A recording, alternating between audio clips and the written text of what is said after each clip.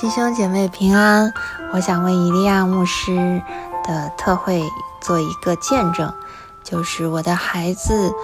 已经在被以利亚牧师祷告的时候，已经连续高烧40度左右，已经第4天了。也在当天的凌晨，他发生了急咳，2个半小时，在半夜无法睡眠。那在亚洲的时间的中午，以利亚牧师开始为他做肺部和咳嗽的医治祷告。在祷告之后，他的高烧就开始慢慢的下降，在当天的下午就已经退烧了，也没有再反复烧回来。那在当天的晚上，他的咳嗽呢也渐得平缓，然后不会再影响他睡觉，他也安然入眠。